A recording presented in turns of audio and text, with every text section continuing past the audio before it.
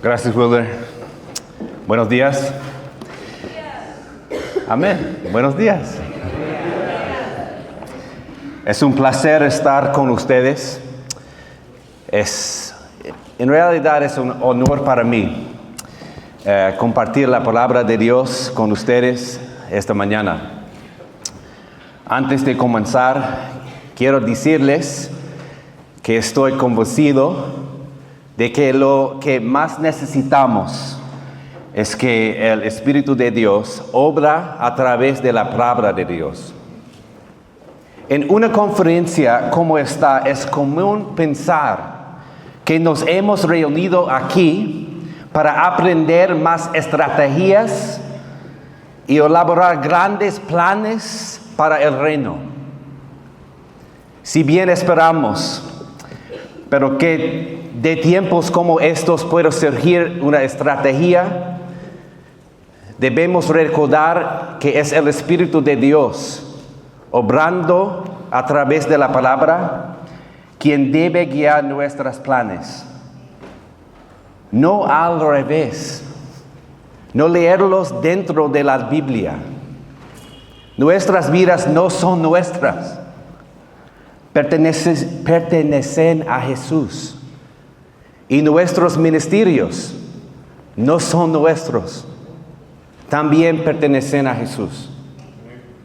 Y porque esto es verdad, debemos rendir todo lo que lo tenemos y todo lo que somos a Él y a su palabra y dejar que su Espíritu nos guíe.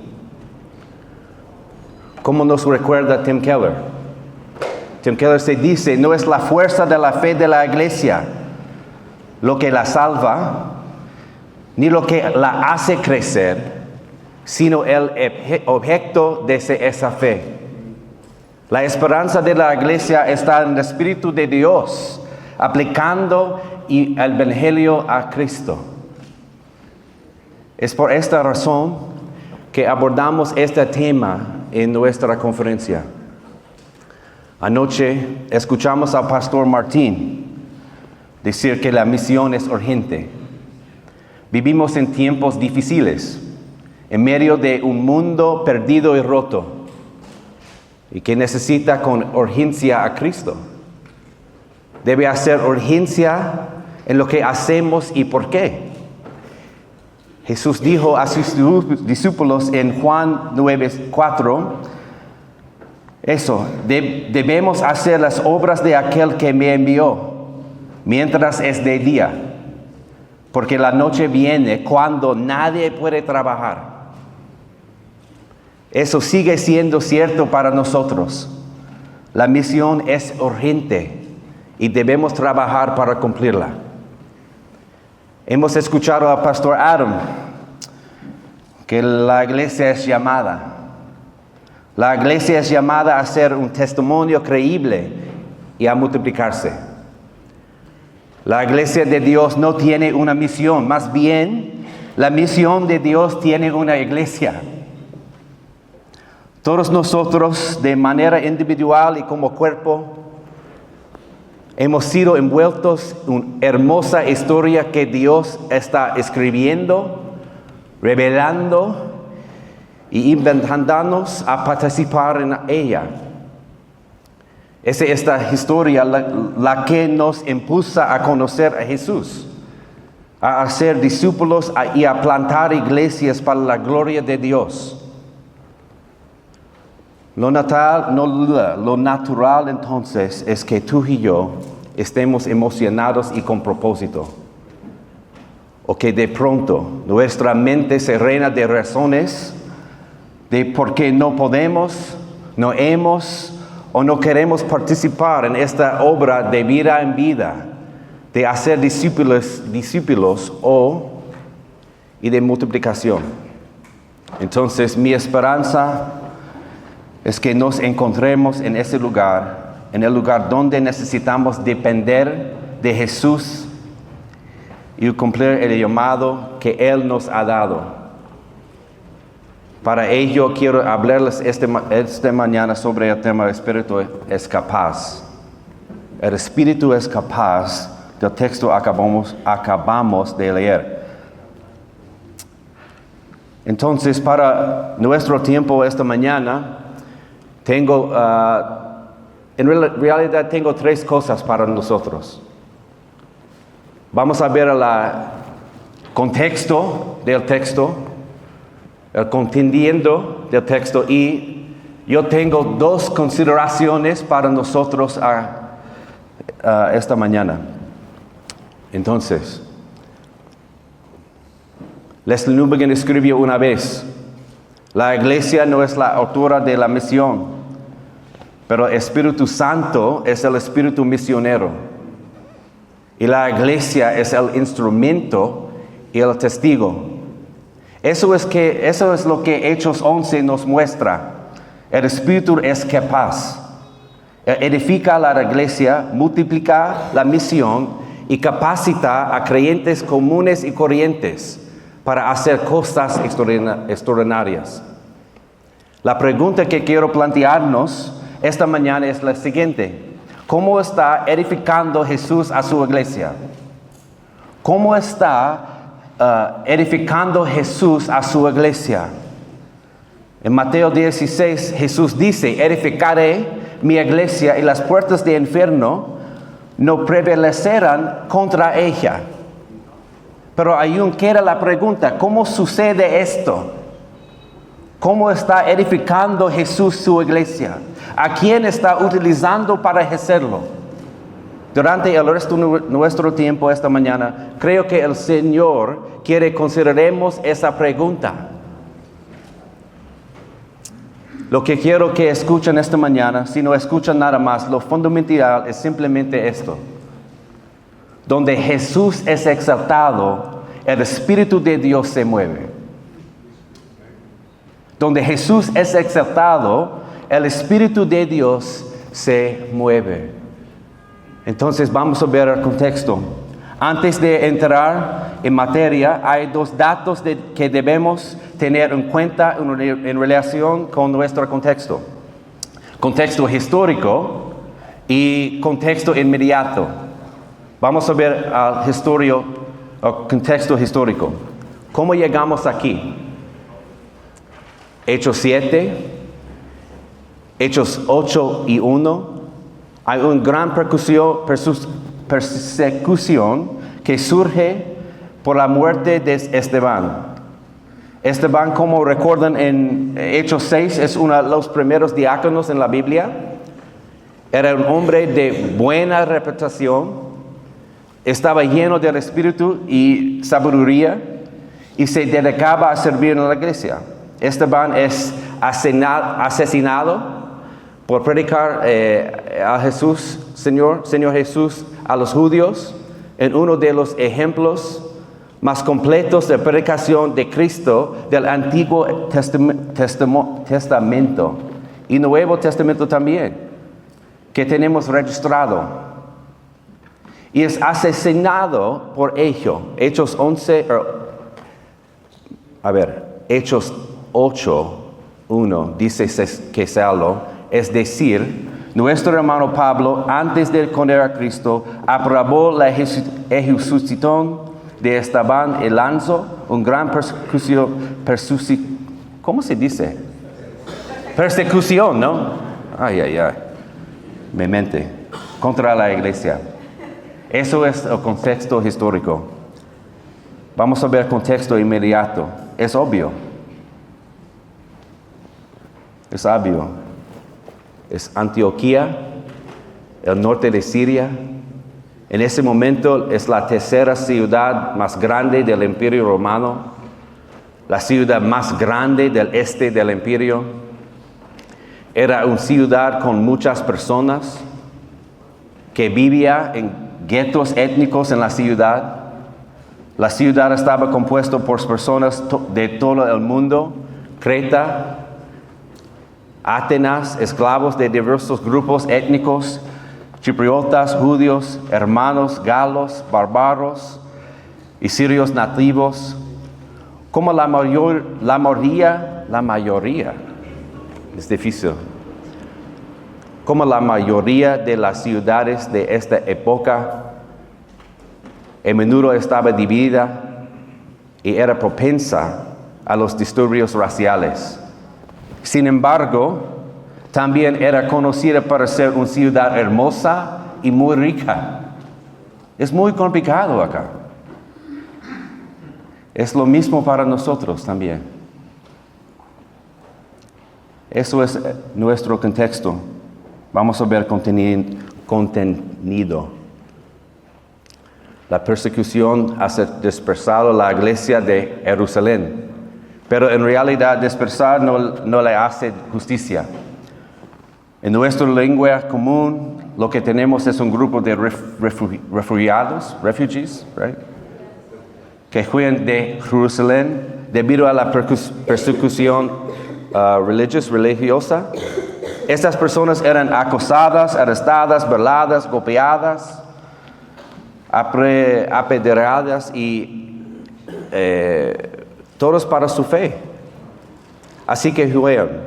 Algunos viajaron más 160 kilómetros hacia Fenicia, que está en Líbano. Otros viajaron casi 400 kilómetros hacia el oeste, hasta Chipre. Otros de 480 kilómetros hacia el norte, en Siria. El evangelio es más rápido, expande, ¿no? La fortalece. A pesar de la dificultad de situación, la iglesia primitiva se siente impulsado a compartirla crecer. Porque mientras huían, el final del versículo 19 dice compartían la palabra, pero solo con judíos. Solo con judíos. Pero, versículo 20, sin embargo, había entre ellos algunas personas de Chipre y Cirene que al llegar a Antioquía comenzaron a hablar también a los de habla griegas o griegos. Pero había algunos de ellos, hombres de Chipre y Cirene, que llegaron a Antioquía y comenzaron a compartir su fe. Pero en lugar de seguir el statu quo, hablar solo con aquellos que eran como ellos, comenzaron a compartir su fe también los helenistas.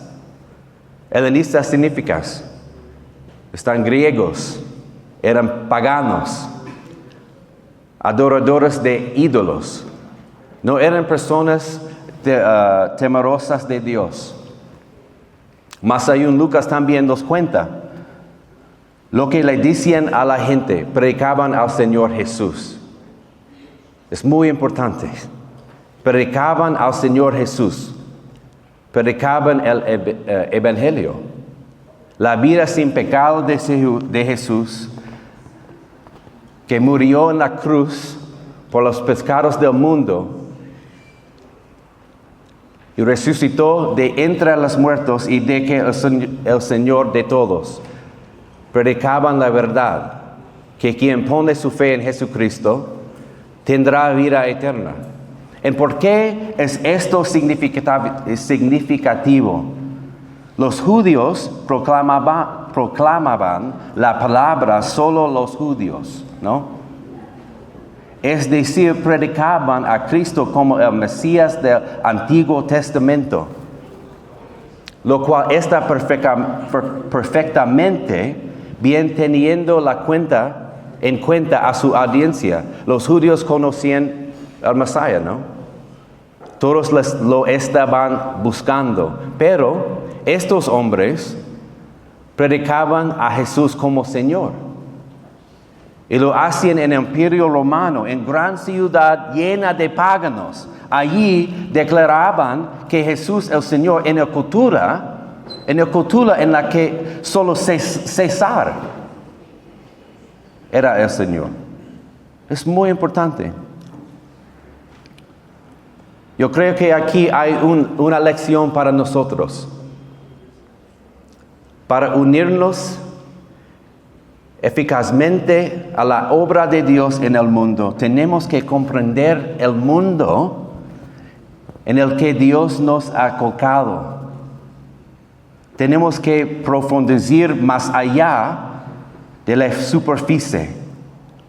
No solo debemos comprender la Biblia, sino también comprender nuestro contexto, nuestra cultura, nuestra gente y nuestros propios corazones. Tenemos que profundizar para comprender. Tenemos que rodearnos intencionalmente de personas que no se parecen a nosotros, que no piensan como nosotros, que no actúan como nosotros, que no viven como nosotros. Debemos aprender a escuchar las historias de las personas, a escucharlas y a aprender sobre ellas. Comenzamos a buscar y escuchar la historia que Dios está escribiendo en medio de nosotros.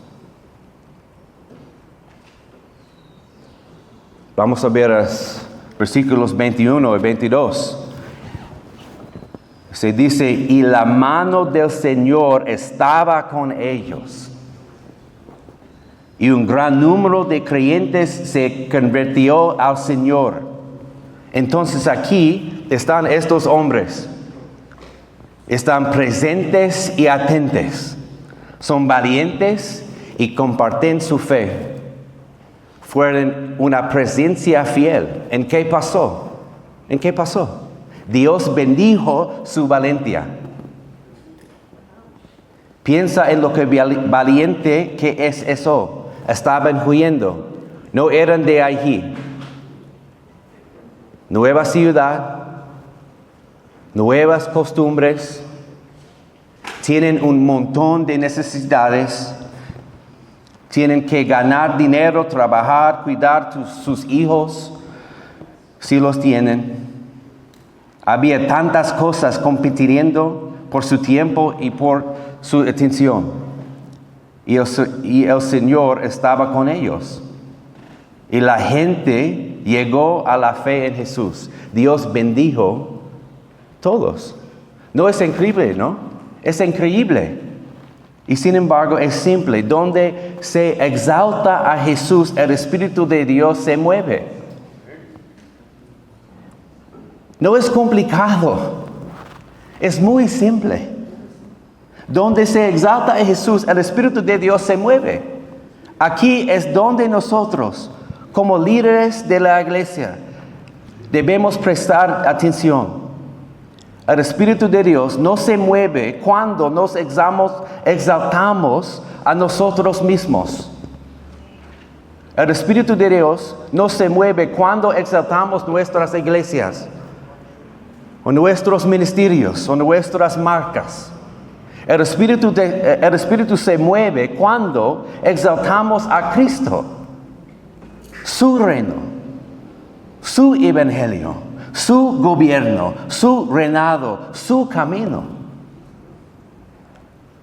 Citando a René Padilla se dice, el avance del evangelio nunca es el triunfo de programas humanos, sino siempre la obra de Espíritu, quien da vida a la palabra proclamada. Nunca es el triunfo de programas humanos, sino siempre la obra del Espíritu, quien da vida a la palabra proclamada. La iglesia cobra tanta fuerza que la noticia llega a Jerusalén a 300 millas de distancia y envían a alguien para saber qué está pasando. Sé que vivimos en la era de YouTube y TikTok, Instagram, Facebook, pero Antioquia estaba a 2 o 3 semanas a pie. Es muy lejos. Así que la iglesia se entera y envía a Bernabé, el hijo de Ánimo, para ver qué está pasando.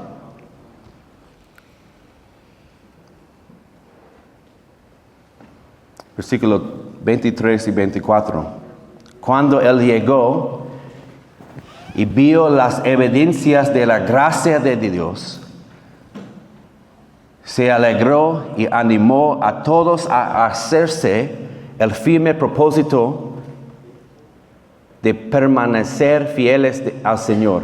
Entonces Él llega, ve la gracia de Dios y me encanta eso. Se alegró. No se puso a criticar.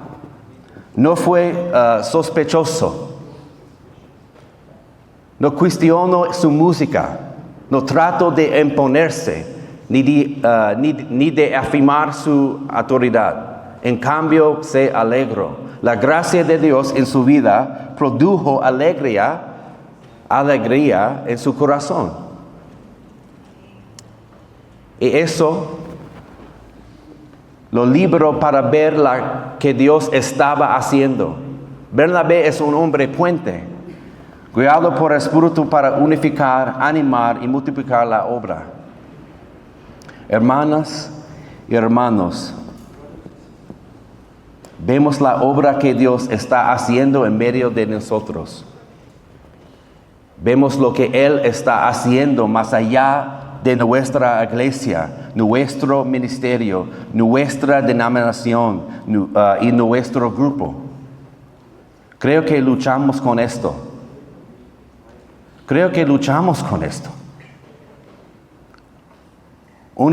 Una de las razones por las que tú y yo luchamos con alegría y el gozo es porque aún no hemos sido plenamente cautivados por el Evangelio y todavía no hemos sido liberados por el Evangelio. El Evangelio nos permite celebrar cómo el Espíritu se está moviendo, en lugar de minimizar lo que Él está haciendo. Bernabé se alegró. Él se llena de gozo. Y de su gozo los animó. Bernabé fue su animador. Y ni siquiera los conocía, ¿no? Solo vio la gracia de Dios, se llenó de gozo. Y el Señor siguió obrando en medio de Dios. Aquí hay una doble lección para nosotros. Cuando nos unimos a la obra de Dios en el mundo, no debemos subestimar el poder de ánimo. El ánimo gratuito, amados. Una sonrisa y una palabra amable a alguien no te cuesta nada. Pero es un regalo que puede cambiarlo todo para otra persona. Bernabé no fue y empezó a dar una clase sobre una mejor manera de hacer las cosas. No fue y les dijo que cambiaron lo que estaban haciendo para que se ajustara a la iglesia de Jerusalén. Les animó. Y no subestimen el valor del carácter piadoso. Lucas no dice que él era un hombre bueno, lleno del espíritu y del fe. Del espíritu y del fe. El texto no nos dice que era un orador carismático, con ideas brillantes, lógica impecable y un gran cuenta bancario. No se dice eso. Nos dice que era un hombre fiel. ¿Y por qué? Es porque Jesús es fiel. Jesús es fiel. Vivimos en una cultura de iglesia y la mayoría de ustedes en una cultura de trabajo que valora la competencia por encima del carácter. No es así en la palabra. El carácter piadoso te sostiene cuando ya no eres capaz. Y aquí vemos el poder de unas palabras de ánimo dichas por un hombre fiel. Y el Señor obró a través de eso. Más personas llegaron a conocer a Jesús. 25 y 26. Después partió Bernabé para Tarso en busca de Saulo, y cuando lo encontró, lo llevó a Antioquía. Así que Bernabé se marcha y se dirige a Tarso, en busca de Saulo. Y aquí, en Antioquía, por primera vez, los discípulos de Jesús comienzan a ser llamados cristianos. Uno de mis amigos dice que no fueron los discípulos quienes se llamaron a sí mismos cristianos. Fue el mundo exterior quien los dio ese nombre. ¡Wow! ¡Wow! ¿Y por qué? ¿Por qué? Por el impacto del Evangelio en esa ciudad. Una ciudad marcada por fortalezas comenzó a ser testigo de la formación de una iglesia que derribaba barreras, donde personas de todas las etnias, clases y culturas comenzaron a ser reordenadas en una nueva comunidad llamada iglesia. Fue el mundo, se dice, cristianos, no la iglesia. Entonces, creo que necesitamos dos consideraciones para nosotros esta mañana. Dos principios. Número uno. El Espíritu utiliza a personas comunes y corrientes para hacer cosas extraordinarias. Estas personas fueron fieles a la fe. Estaban presentes y reconocían a quienes lo rodeaban. Practicaban el buen trato al prójimo. Eran intencionales y buscaban ser parte de la historia del otro. Fueron valientes y compartieron su fe. Y el Espíritu se movió. La iglesia en Antioquía es la primera iglesia plantada que vemos en la Biblia. Es la primera iglesia multicultural, establecida en una ciudad llena de barrios marginales, conocida por su idolatría, prostitución y inmoralidad. Antioquía se convierte en la primera iglesia que planta otras iglesias en el Nuevo Testamento. Es el génesis del movimiento misionero en la iglesia primitiva y la plataforma de nacimiento para los viajes misioneros de Pablo. Es el primer lugar en el que vemos en la iglesia que el evangelio se expande no por persecución, sino por pasión. Es la primera vez, no es por persecución, sino por pasión. Y aquí está la pregunta.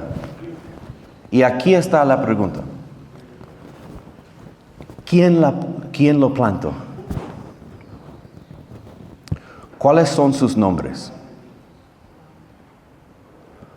No lo sabemos. ¿Y por qué no lo sabemos? Es porque la gente no es el punto. Jesús es el punto. Jesús es el punto. Eran hombres comunes de cada día, anónimos. No eran apóstoles, no eran los discípulos, no eran cristianos profesionales.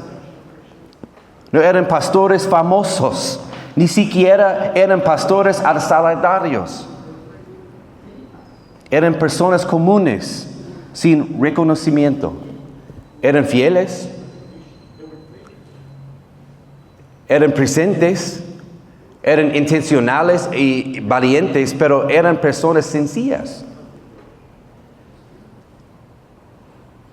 Y aún así, Dios se movió.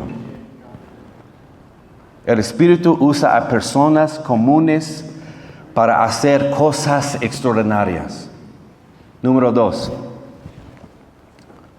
Es más importante. Número 2.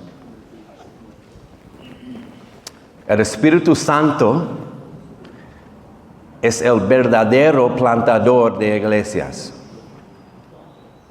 El Espíritu Santo es el verdadero plantador de iglesias. Mucho antes de que la gente de Chipre y Cirene llegara a Antioquía, el Espíritu Santo ya estaba obrando en ellos y en ese lugar. Muchos de nosotros intentamos fundar iglesias y liderar sin el poder del Espíritu, sin depender de Él. Somos tan propensos a confiar en nuestros dones, nuestras redes, nuestros talentos, nuestras habilidades, nuestros recursos, nuestras relaciones y nuestras experiencias, que dejamos de confiar en el único que realmente puede hacer todo esto. Tendemos a hacer a Jesús muy, muy pequeño. Y a nuestros ministerios y a nuestros mismos muy, muy grandes. Tendemos a hacer Jesús muy pequeño.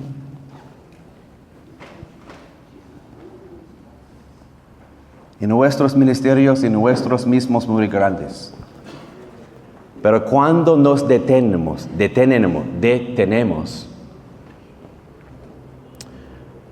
y recordamos a quién pertenecemos, y reorientamos nuestros corazones hacia Él y nuestra identidad en Cristo, cuando ponemos nuestra confianza en su obra y no en nuestra, las cosas comienzan a suceder. Aquí es donde se encuentra la libertad en liderazgo de la iglesia. La libertad en el liderazgo se encuentra cuando comenzamos a confiar en el poder del Espíritu, en lugar en el nuestro. Hermanas y hermanos, Cristo es la cabeza de la iglesia. La palabra de Dios no está limitada. El Espíritu de Dios tampoco lo está. Él está obrando. Cristo es la cabeza de la iglesia. Y Él está edificando su iglesia. Hemos sido enviados a irnos a su obra. ¿Y cómo es esto posible? ¿Cómo es esto posible? Por la fe. En la obra terminada de Jesús. Una verdad sencilla, pero fácil de olvidar. Mira, somos un pueblo enviado. Somos un pueblo enviados. Porque Cristo primero fue enviado por nosotros. Somos un pueblo enviado porque Cristo primero fue enviado por nosotros. Dejó su trono, se hizo carne, cargó con nuestros pecados y resucitó. Jesús entregó su vida para que tú y yo tengamos vida eterna.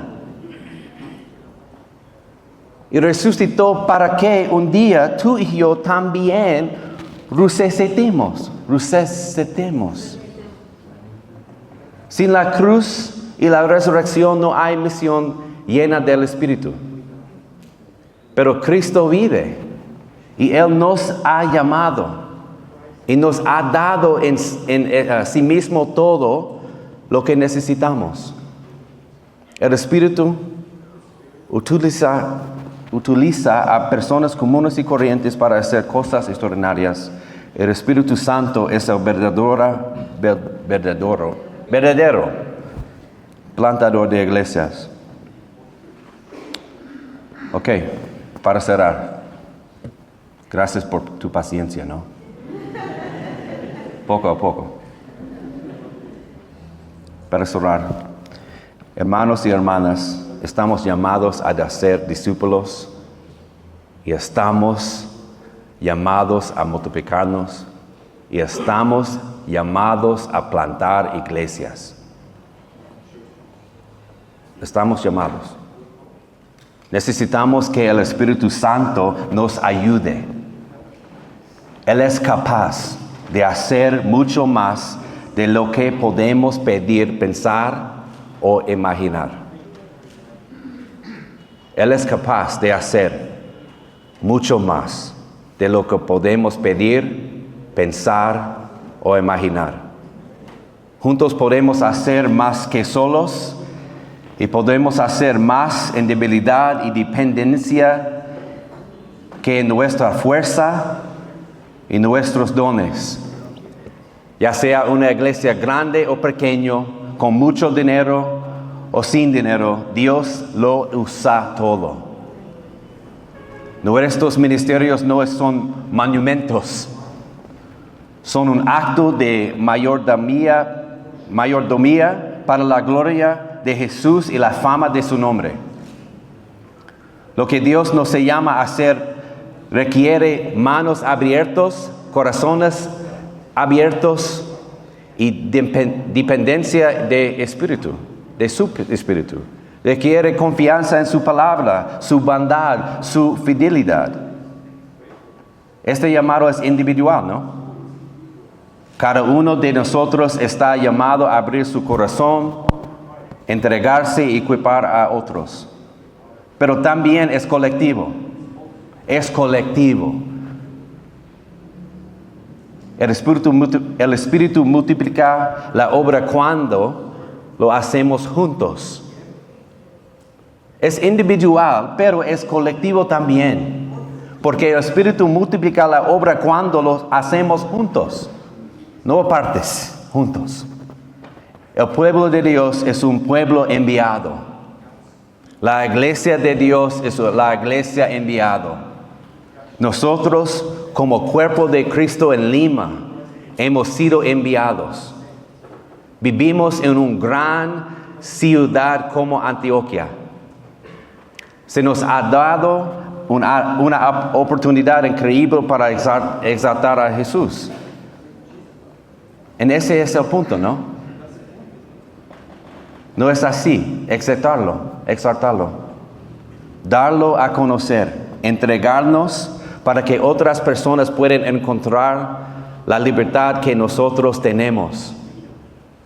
Hermanos y hermanas, Jesús entregó su vida para que ustedes y yo pudiéramos encontrarla.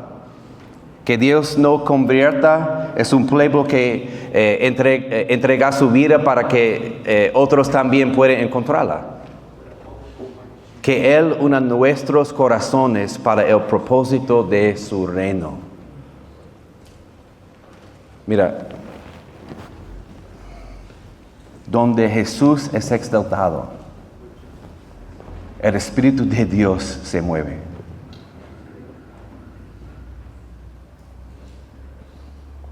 Vamos a orar. Gracias, Padre, por tu palabra. Gracias, Padre, por este tiempo. Gracias, Padre, por esta iglesia, su iglesia. Gracias por su gente en Lima. Padre, darnos todos que necesitamos para su trabajo. Damos fiel.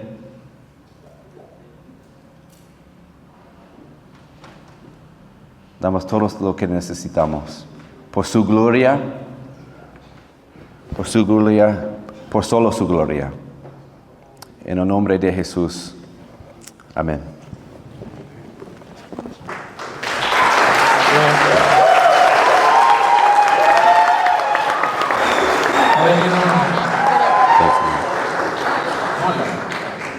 Gracias, John.